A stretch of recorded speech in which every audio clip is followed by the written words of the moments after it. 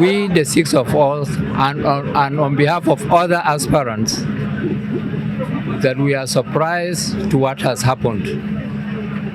There was no election yesterday. You are there when the chairman of the Congress committee announced that there was no election and he has not authorized any election. Only this morning, to at the airport announce the result. We reaffirm there was no election and there was no approval for any election and there was no duress whatsoever because we were at the police headquarters when he announced that there was no election and he has not approved any election. Number two, the gubernatorial aspirants, the six of us, are in unity to inform, to confirm, and also to say there was no election. At the same time, we want to inform you that due process of the law will be followed to make sure that we obey, we follow up the internal process of the party and also the legal way according to the Electoral Act of 2022. Having said so, we want to exhaust all avenues. As loyal members of the party, we want to be part of this process, to be in APC. However, if the leadership of APC in Abuja are not prepared to accommodate the interests of the majority of the people of APC in Taraba, we will think of other means of solving our problems.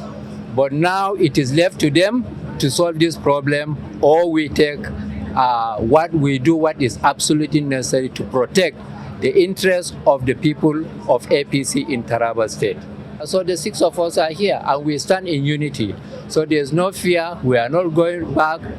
The mandate, they must come and do election for the people to clearly state who they want to run the affairs of this state. We do not mind. Any one of us is capable, but they should follow the due process of the law. We hold the leadership of APC accountable for whatever happens to the APC followers in Taraba State. We so state. It is not our fault, it's the fault of the leadership of APC in Abuja. It is not our fault. We are ready to work, we are ready to service the people of this state, and certainly we will not be held responsible for what has happened.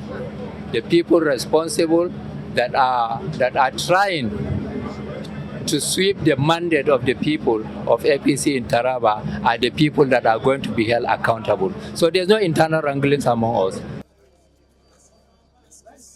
What happened yesterday was quite unfortunate, but however, election was conducted. Few aspirants were happy with the conduct of the election, and I and my members were actually put to hostage at a particular location where we couldn't raise our leg up, and we were under gunpoint, under duress, to address the prayer that there was nothing like the election. And the election went on, and after that, which they allow us to leave, because that was the only condition that we must leave, or our heads will down. So for me, it's only a tree that's here that they will cut down, and the tree will be there. But we human beings will have to run for our dear life by doing what they want us to do. But that was not actually the real position of things. Well, the result of exercise was the result of exercise was won by one Senator, Bwacha, and we have declared him the winner of the election.